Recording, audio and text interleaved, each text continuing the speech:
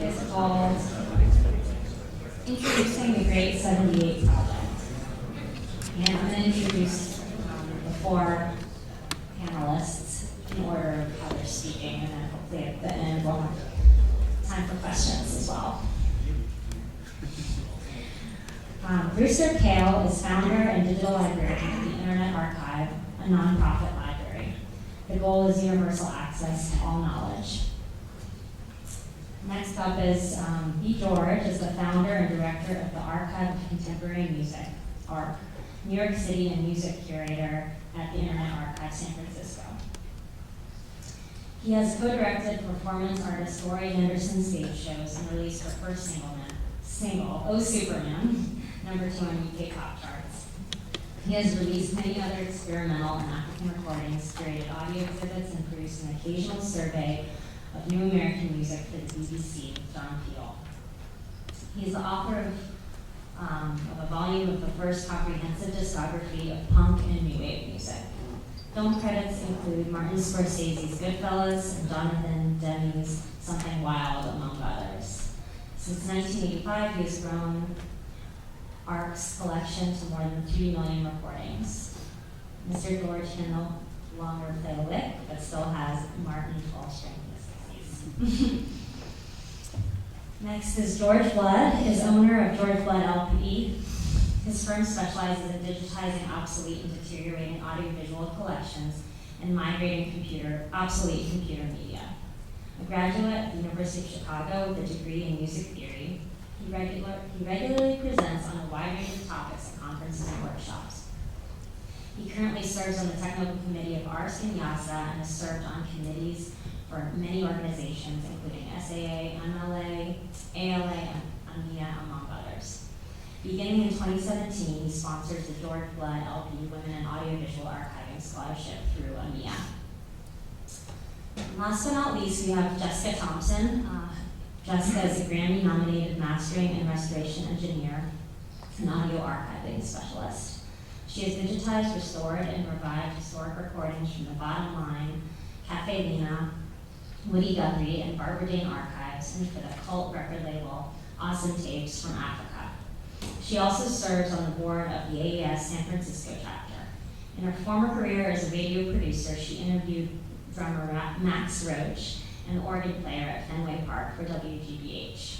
Please welcome the panelists, Brewster, B. George, George Blood, and Jessica Thompson.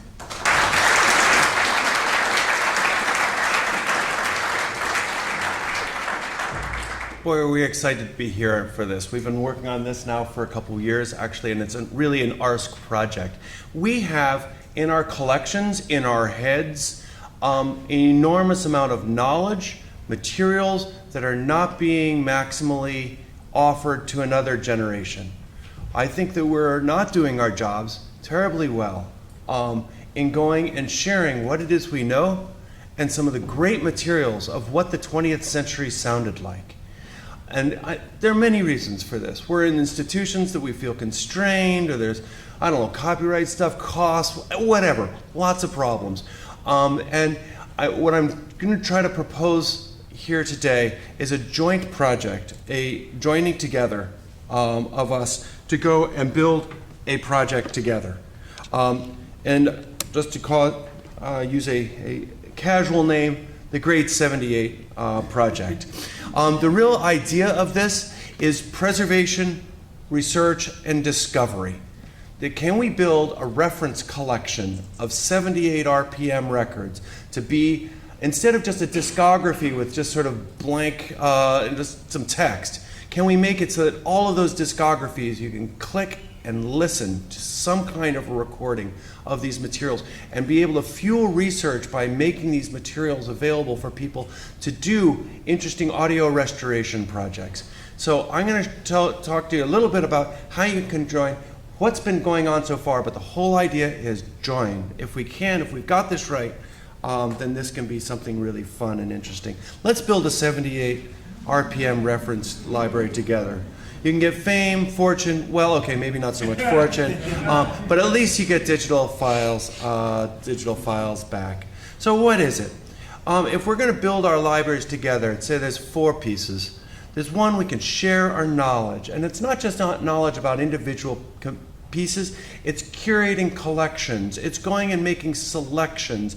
It's going and taking collections that already exist and moving them forward. I think actually it's the collections that are going to be almost as interesting as the individual pieces. What did somebody in the mid-20th century listen to in the middle of the country or in the South?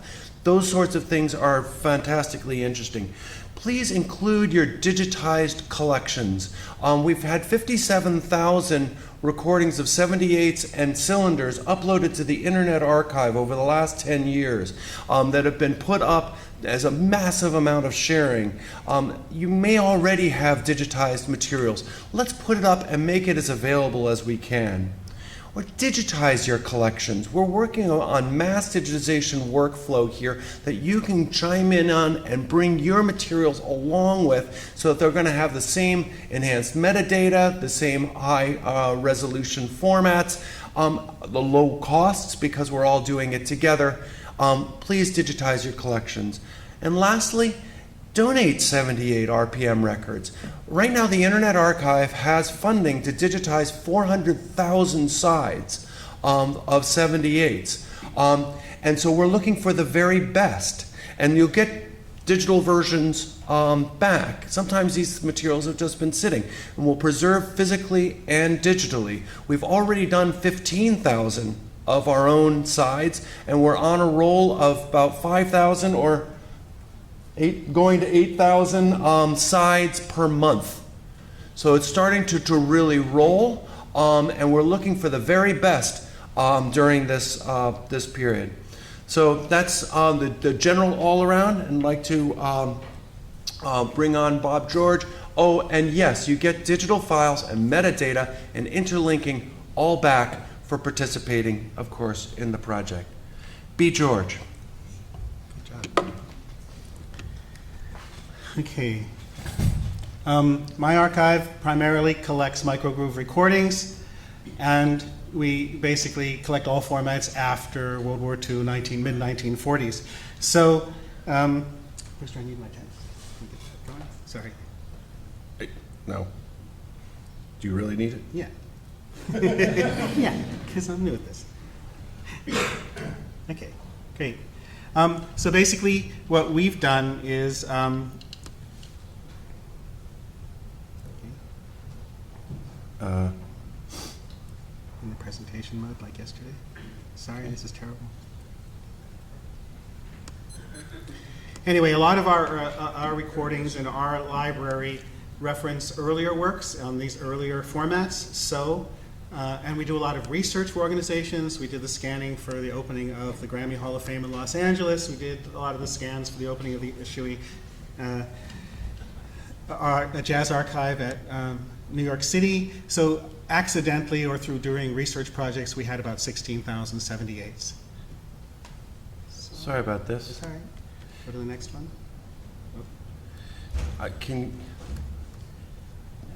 Do you? Next one.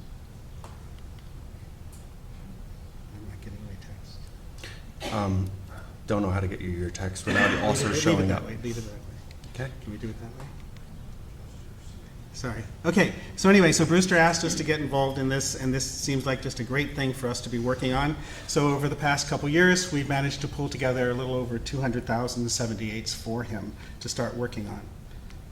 And it's not advancing. I'll go to this. Okay. Okay, sorry kids, we had this down yesterday. Okay, our goal quite simply is to preserve them, make both the physical and the digital object available, make them more readily available for people for research, allow everyone to sort of discover a lot of great music. And a lot of it is really good, but we wanted to show you this one. You can go to the website now and listen to this because this is cramped time. We really don't have time to play any music at a music conference. Anyway, so we begin our work of match digitization with 78s for a lot of different reasons. First of all, it's simple. There's only one cut on each side. That's great. It makes it easy for us to begin a big project. They're very fragile. They're very brittle. They're at risk. They're really heavy. People don't want them. They don't want them in their basement. They want to get rid of them. And it's, again, they're mysterious and they're fabulous. It's an incredible amount of music that nobody's heard. At least none of the people, none of my interns have ever heard a lot of this stuff. And what we've discovered is going through a lot of things is we had a giant stack of country recordings, and we found something by Aileen Stanley, and I figured, great, this is the Stanley brothers' great-grandmother, right? Okay, and a lot of you would know Aileen Stanley, but not many of, again, my people or my world would, but she was a pop singer at the time. She was she was on the Victor label with Caruso, and in the 1920s, she sold 25 million discs. She outsold Caruso. And this is remarkable to us, and this is part of the discovery part of it. And it's not really my world, 78s, but then I learned about this stuff by going through this enormous amount of materials. So my role is basically to try to gather as much stuff together as possible, to go to collectors, to go to other libraries and other archives and see what stuff isn't being used, what they don't have any use for anymore, and try to bring it into this project. We organize packing. We're going to have details about how to even make a box, how to pack 78 safely, how to get them. We've had real good success with doing this method. And all this information will be available to everybody. Then we ship it to George, and George does the digitization. He does some metadata. Then it goes to Brewster for safekeeping and also for hosting on the website. And then we'll add more and more metadata, hopefully with your help as we proceed. This is, again, I want to tell you about 3 collections that we've brought in that are pretty interesting for us. And this is a man called Dan John Wallakus. He was a person who had radio shows in upstate New York. He was in a band with his brother for 30 years called the Perceptions. They played basically polka music. So this is a polka collection of LPs and 78s. It's absolutely wonderful stuff. And basically, this is one of the recordings that we discovered. We posted on the website, and then other members of the family got back to us and said, what's this? We've never heard of it. We don't know anything about it. So this is Dan's brother, Joe. When he was 9 years old, he made this self-recorded disc. And then his mother is singing on it also, and Jessica's going to play a little bit of that for you. And this is just a really good example of stuff that was in boxes and boxes of records. The family didn't know anything about it. The widow donates it to us, and then we can offer this discovery to people and even their own family members. And we're going to give this disc back to the family, which they've requested. So we've saved the digital copy, and it's really, really a good example of discovery and how things can go through collections that really were not known about before. This is another second collection we got from Dan McNeil. He gave us 22,000 recordings. We loved Dan. They were all on the shelf by label, by number, and it was easy to pack them up. Dan built boxes for us. He was totally involved in the whole thing. And he wrote this really nice thank you letter to us. And this is another thing, and this is the promise we make to the collector. He was thinking of moving. He was worried about his collection being broken up and sold piecemeal. And so that promise we make is that we're going to keep it, we're going to preserve it, we're going to make sure that your life's work, the things you really loved, are kept together as long as we can. Okay? This is how a collection usually arrives. This is like one of our very first collection that really got us going. This was 48,000 78s that were part of a small library in Batavia, Illinois, and it's the Barry Thorpe collection. And it was, we thought this would be the usual foxtrots, Decca records, big band, ordinary pop music. And as we got through it, we really, really, really found a lot of surprises. It turned out to be an enormous amount of like maybe 2,000 or 3,000 hillbilly and early country music. That's where we found the Aileen Stanley piece. And also that he had meticulously made these cards up of every single recording in the collection. And this is another way that the collections find a new use and re-enter the world in a strange way. There was a young filmmaker in California who made a film about the card catalog. It'll probably be about 80 hours long, but the first section is just the M's, and we ran it at our last party, and it was 40 minutes of just M's. So we think that's great. So this is how, again, discovery can work, and things can get back into the world. And then somebody who helped us pack up the recordings, Alan Rupensberg, is an artist who deals with memory, and conceptual pieces, and he did this thing called For Collectors Only, Everyone is a Collector. This was shown at the Green Grass Gallery in London last year. It is at the Walker Arts Center coming up this year, and it'll be in LA in 2018.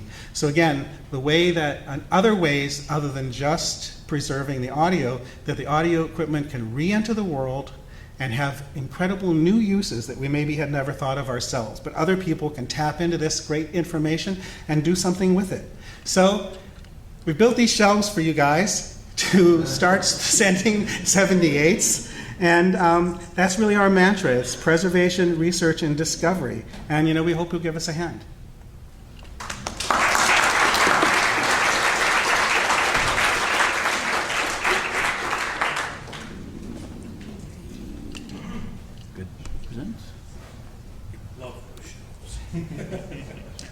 I'm going to anticipate one of the questions. Yes, having George B. and B. George on the same project creates constant confusion. So the story begins about 5 years ago. In 2012, we were contracted to do a series of projects for the Library of Congress that are destined for the jukebox. And we have done 10,000 sides for the jukebox. As part of that process, we collect a large quantity of technical metadata, and just being sort of pointy-headed, we went back into their production management database and started harvesting this data and seeing if we could find any patterns. And that led to a presentation that I gave at ARSC 2 years ago, a paper I gave at the Joint Technical Symposium, and that'll be published by IU Press in July, I think it is. So after the 2015 presentation, ran into Brewster in the hallway, and he said it was really interesting, it was very flattering. It's just like, what would it be like to do 100,000? I says, well, that would be different.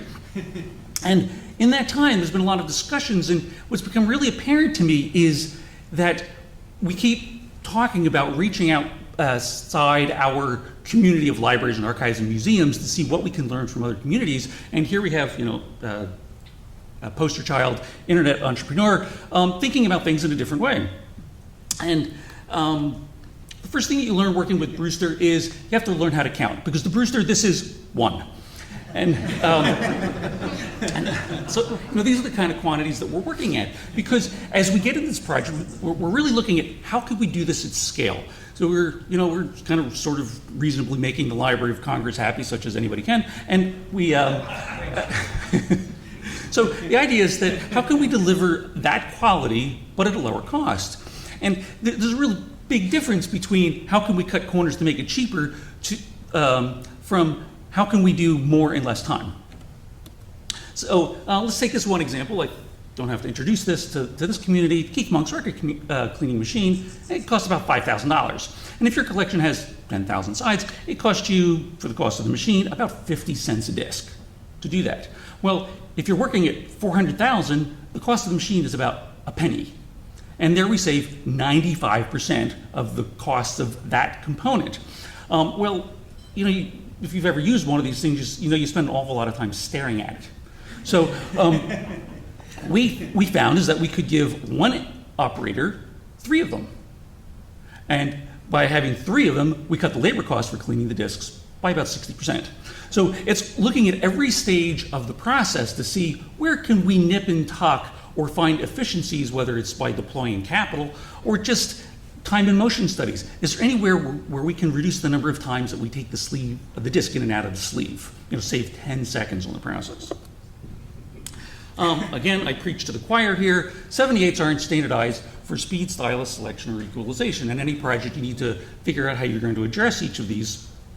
Let's start with equalization. So with the equalization, what is the correct equalization? Well, this has been argued since time immemorial, and there are typically 2 solutions to the problem. One is you make your best judgment based on whatever documentation we can listen to things too, right? See what sounds best. And there's another school of thought that says we just transfer them flat. Well, we thought we'd make everybody happy, so we deliver both. So we have a set of the files with equalization, and it's documented what we're using, and a set without, so that if you don't like the choice that we made, not that that would happen among ARSC members, you can change it to whatever you want. You can use your own equalization. one of the big findings that we had in doing the project for the library, the specification there was that we would deliver everything pitched to A440. And that's problematic, but it was a specification. And then we looked at the distribution of how far we had to move the disks to pitch it to that. And if you take the curve on the left and you turn it up, it's a Gaussian distribution. It's a bell curve. That if you take the sum of what is performance practice, what is the speed of the turntable, it's a random distribution. And that's a distribution of Victor acoustic disks over time. It's all over the place. So we just gave up. We transferred the disks at 78.26, we flat speed, and then you can change it after the fact. Such is not the case with stylus size. All right, so the stylus size is not something you can choose after the fact. And we all talk about how incredibly important it is to use the right stylus size and how it takes experience. Well, Marcos Soros did a study where he transferred a whole bunch of disks and then sent, with different stylus sizes, sent them around for people to listen to, choose your favorite one. Well, turns out that nobody could agree on what the best one was. So what is the best stylus size? Well, reasonable minds or even ARSC members will disagree. So you can't positively know. So our solution is, well, how about we send you multiple stylus sizes? We take the label and the catalog number. At this period, the documentation says it should be this. We listen to that and something around it so we can get around anywhere, and then we deliver that plus 3 others. And despite the documentation, while it's being transferred, the engineer says, but I like this one. And that is the one that's presented first when you go to the Internet Archive website.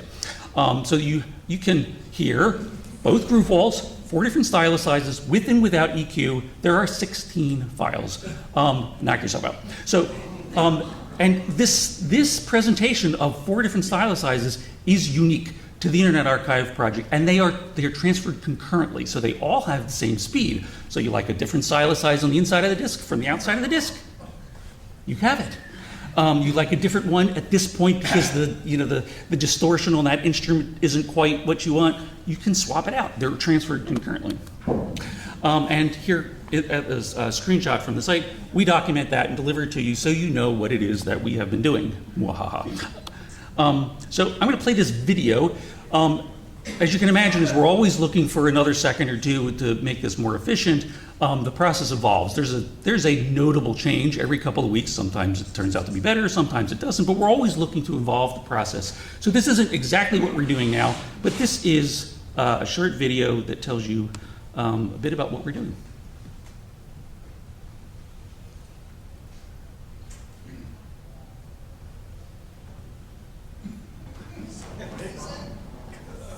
It's like a dance.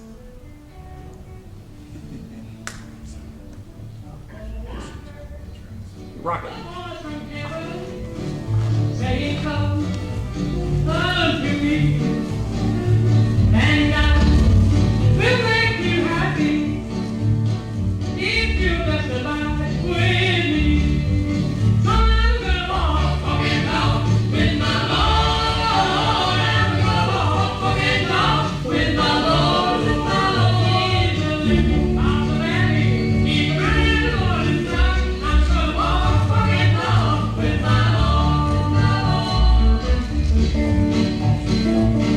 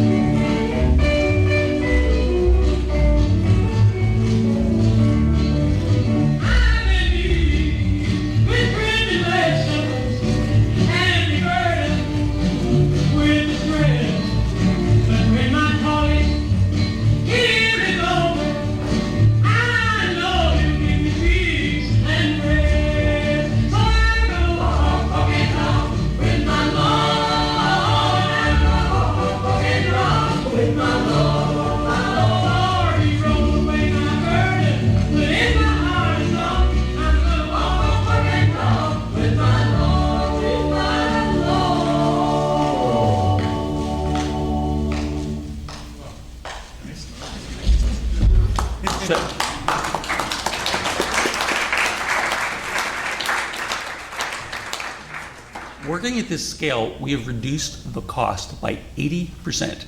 And this is with full-time staff, paid, benefits, full-time. So it's, we're using real labor here, so, and they do great work. Thank you, Brewster.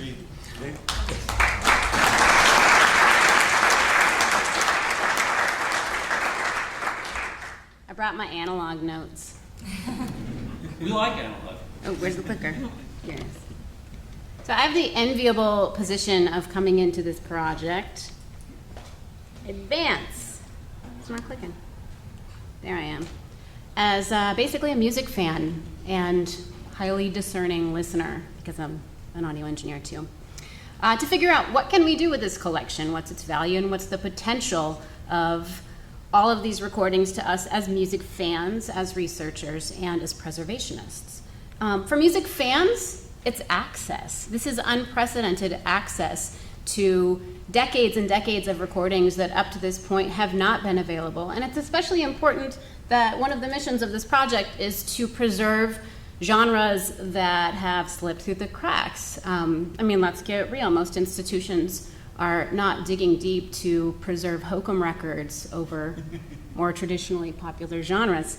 So the Internet Archive is fulfilling a preservation need here that has largely slipped through the cracks. From the researcher's perspective, though, the searchability and the metadata is pretty astounding. You can search by artists, you can cross-reference, and you can search by labels and genres and years and year ranges, and get really, really deep with the methods that you use to discover and cross-reference these recordings. But not only that, the Internet Archive is seeking to engage you, the greater 78 community, in contributing both recordings and in expanding and correcting metadata. So this is a room full of experts. If you are on the Internet Archive and you come across a recording that you know something about, you can add a comment, you can review it and put in your knowledge and contribute to making this more accurate and cross-referencing it among other recordings. It's a way to expand all of this knowledge and really, make this community contribute to greater accuracy in this 78 collection. Those reviews are searchable. So when you search for an artist, if someone said, oh, by the way, this person's also playing on this recording, that comes up. You can find that information through this project. But how do they sound? I'm not going to surprise anyone here. It's variable. Some of them sound really great. Some of them sound like they were kept in pristine conditions and played once or twice. Some of them sound like they came from your grandparents' basement and were stored without sleeves. Here's a flat transfer of the record B was talking about earlier with Sonny Wallace.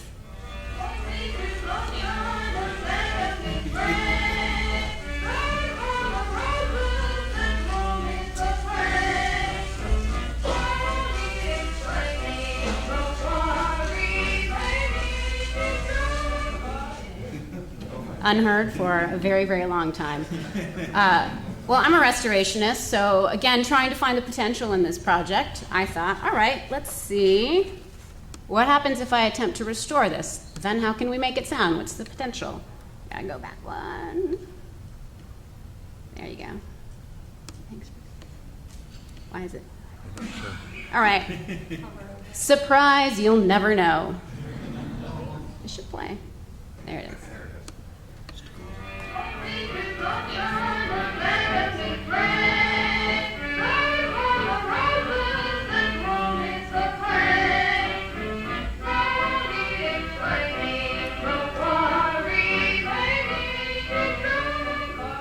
It's like Sylvie Tucker.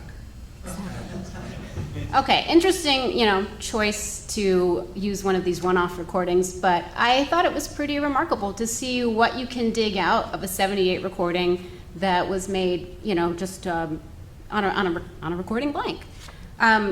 Here was a surprise to me, though. Cool. That I can't use the clicker. No.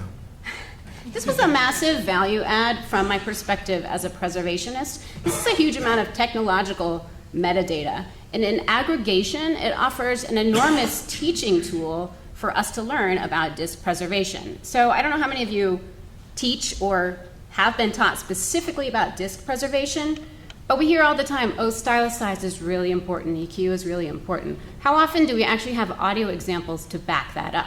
I know when I was being taught to do this, you read data like, oh, use a 2.3, ... whatever. Well, now you have 15,000 examples to share with your students or for your own edification. Hey, this is what it sounds like when you use a 2.3 versus a 2.8. It's a massive teaching tool, and I can guarantee you I will be using this when I'm teaching seminars on how to transfer these things. So, let's see if I can click it over. I made a little, this was another way to just explore the value of having these flat transfers available and the options available. I thought, all right, I'm going to pick a song that's been commercially released a bunch of times that most of us are probably familiar with. And I'm going to make a supercut so we can hear, here's how it's been released commercially in a couple of different versions over the years. Here's my taking a crack at restoring it. Here's the flat transfer. We can compare all of these, and we can learn about changing aesthetics, changing technological tools we have to use. You know that from the restorationist perspective, the tools we have to deal with things like declicking and hiss removal and noise reduction now are massively better than they were even 5 years ago. So just, you know, for edification, here you go, a little supercut of Josh White.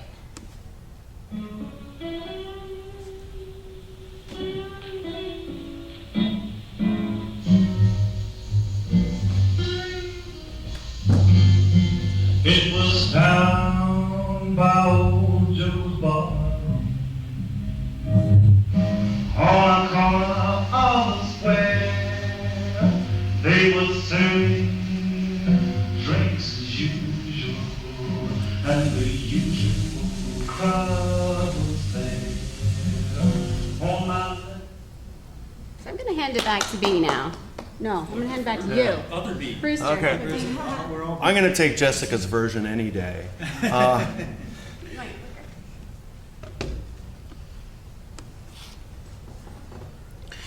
So out of this project, we're putting together these collections pages around these different materials, and just going to go to the live web and see if this comes back fast enough to do okay. So if you're on archive.org, went to the 78 RPM collection, and there's sub-collections to that. For instance, this is the Barry Thorpe collection, and you can browse by time. You can go into it by particular search terms. I've just been having great fun with all of this.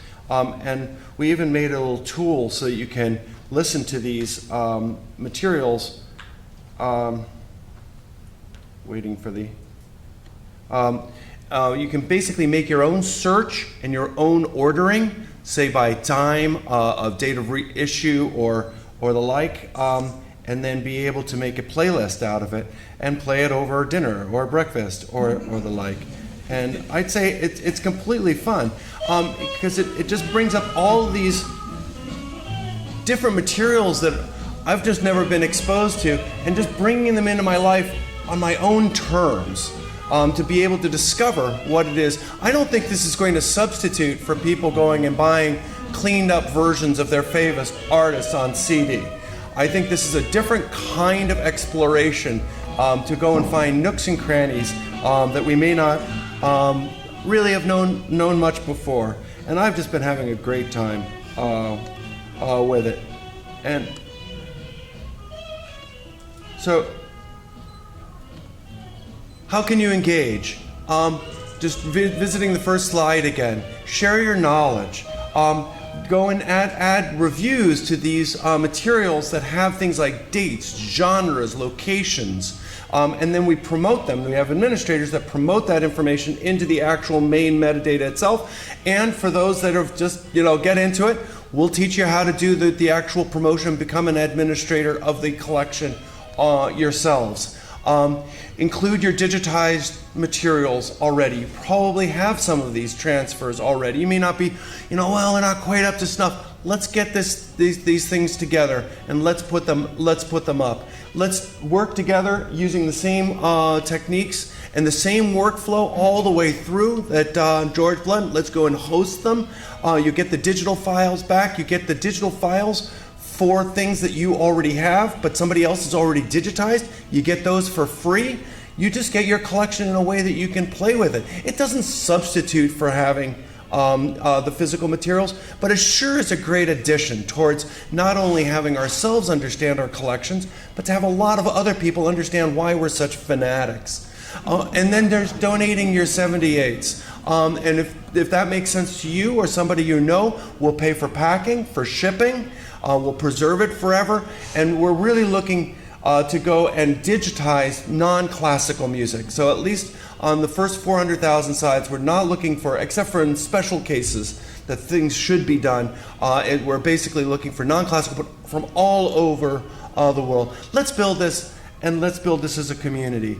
Great78.archive.org is the webpage for the site, and on archive.org, it's a 78 RPM collection. Thank you very much, and let's take some questions.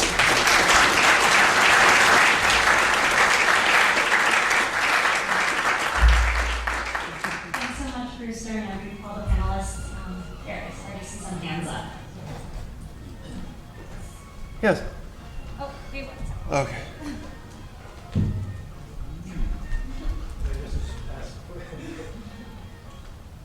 And ask of any of us. I think this is primarily for Tim. Primarily for George. I regret asking this. Which one? Which George? No, you're an idiot. You know, what about this? I've got this restoration. Oh, no, I've got this restoration. Let's make this a community. Let's do it right now. Let's go and have this be a place. We've got a really great thing going with the Grateful Dead community. We've got basically everything the Grateful Dead has ever done. And those people have they have no end in the amount that they want to chatter and talk about Grateful Dead recordings. We have probably 15 or 20 different microphones, and they debate the different microphones. Those guys are outdoing you. Okay? And now, going and having a bunch of deadheads outdo you, I would not take sitting down. And so let's go and figure out what the best ways to go and have these materials available. And let's have it out. And let's go and make the different presentations, and let's do it in the public sphere. Let's have some fun with it. I think if I could jump on to follow up on Tim's question, the question of speed is variable. So we had to make a choice. So maybe we thought this was as defensible or as indefensible as any other one. We'll talk about it. Okay. We'll take this outside. But Tim, your input will be great. Who's picking? Sure. Is that me? Go. Yeah. I have a mic. Oh, no, there's the mic. Yeah. This all fine, and we from India also would like to join this great Soundgate project.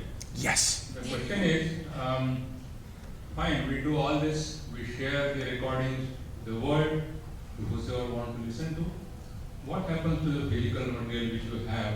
Will it lie in the shelf forever, or it will be played again? Because as I understand, the digitization thing came when there were time in the 80s and 90s when everybody was afraid that there won't be any record players anymore. And what do we do with that? So what to do with the physical materials? What happens to the physical material, say 10 years from now? Well- Will it lie rusting there, or will Well, it be used? From our perspective, keep your physical materials. But if you're going to look for a home for them, we'll take them. And we'll do as best we can with them. It's really for long-term physical preservation. Yes, a lot of them will be on shelves. Some of them will be even packed away more densely than that in California. And I going and saying, well, this is the final resting home is never a good way of thinking of it. There's always another life. But at least while it's during this period of time, they'll be at least physically taken care of. But the access versions are really meant to be the digital versions, and the physical versions are meant to be fairly preserved. B. George, you find that people come to you all the time to try to get access to the physical materials. Can you say a little bit about your LPs? Yeah, most people are older and they're moving, and like I said, they're heavy and they the dustbin. So, you know, we're the dumpster of popular music. We get everything. The attic.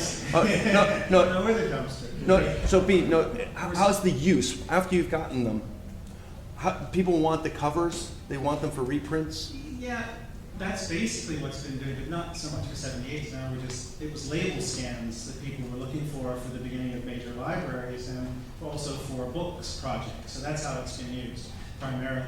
But what we've done with George, and when we send them, you know, you have those 13 by 13 square boxes. There are 4 boxes inside. Each box has a code on it. Each record has a barcode on it.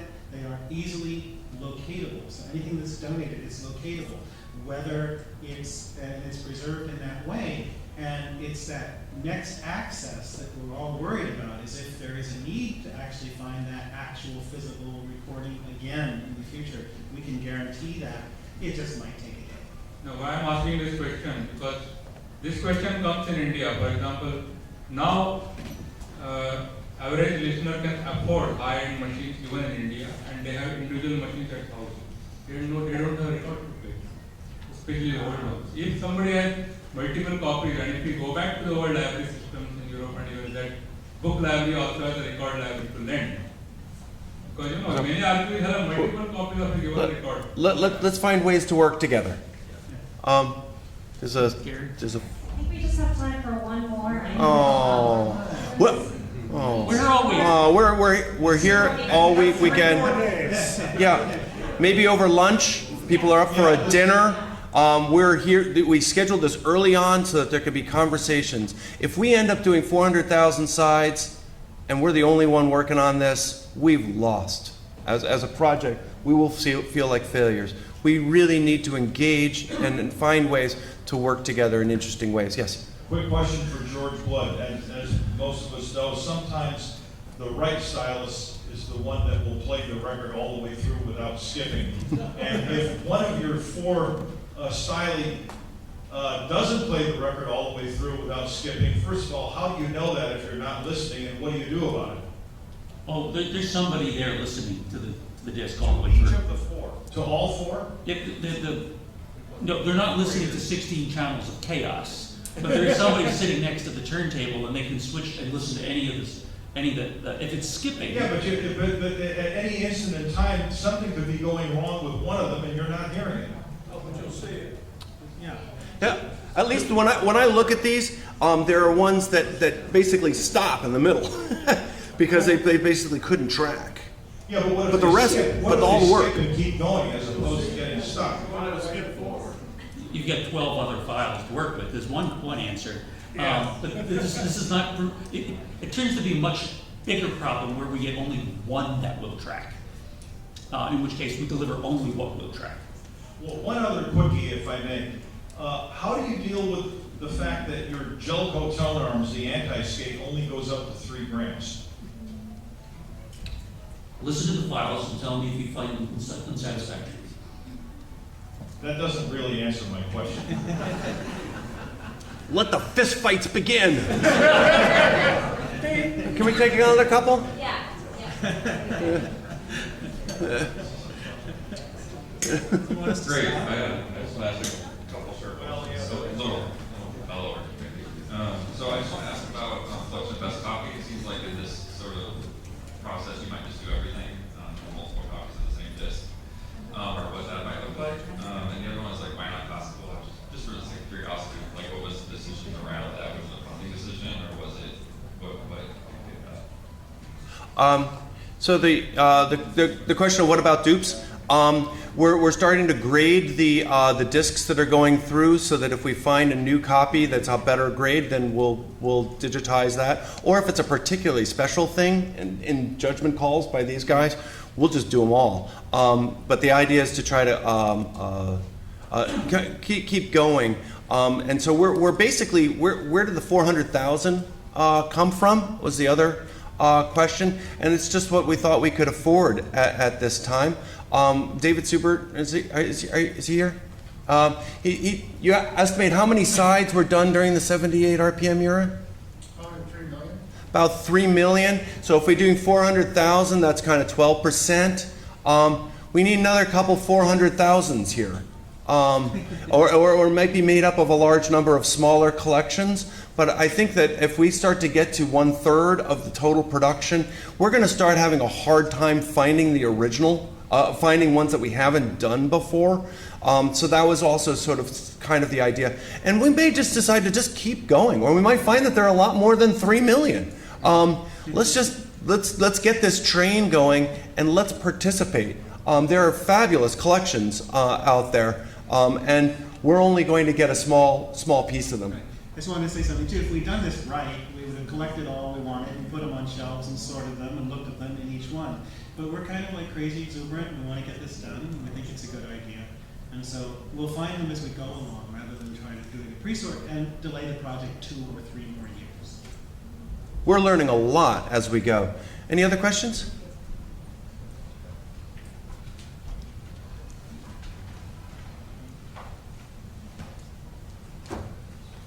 I was just curious about descriptive level and collection level metadata. It seemed pretty sparse based on the clips that we saw up there. So are you relying on each repository or collector to provide that kind of context, or are you guys doing that on your end? Well, most of it has been delivered on handwritten cards or pieces of paper or scraps of paper. What we really find one of the most fascinating things about the whole collection is how many people made the old 78s into scrapbooks. They would take pictures and paste it on the artist, write liner notes, and get signatures and things like that. We've got a lot of signed records also. So we really, this is so early. We've been so busy collecting them and working out the twists and turns of everything that we haven't added the metadata yet. We've been doing very basic things like I'll write blues, foxtrot, Right. hillbilly, whatever on each sleeve as I find it. And the worst thing about it is looking at the records. You can't pack them fast enough if you actually like them and look at them. That's another real problem in terms of getting things moving. But the metadata will come later, and that's what we really need the help with. It's just beginning. So George Blood and his group are basically keying what's on the label and putting those in fields as best we can. That there's a little, sometimes there are decisions in there to try to get that, and so that's anchored. And then I wrote a script to scrape 78discography.com. Well, you have a bunch of volunteers at Archive of Contemporary Music that are starting to do genre, date, and location based on materials and then citing it. Where did they find the information? No, don't just say, oh, because I'm God, I understand this. No, tell me where it came from. And so we found out of this that 78discography.com had an awful lot, real treasure trove of dates, about 250,000 dates for discs on 78 art. And so we scraped it and we basically automatically match every month that a new 5,000 come in. That gets us about half on dates on, but there'll be debates on that. Okay, let the fist fights begin. But let's start to go and add in not only this is good metadata, but this is where I found it from. So when we were down at UC Santa Barbara, they were doing these things based on physical records. They hadn't digitized them to be able to point back to, I think it's this because Sony's corporate record said this because here's the link to it. One of the types of metadata I've been really enjoying is Billboard magazine, contemporary Billboard magazines that have been scanned as part of Google Books.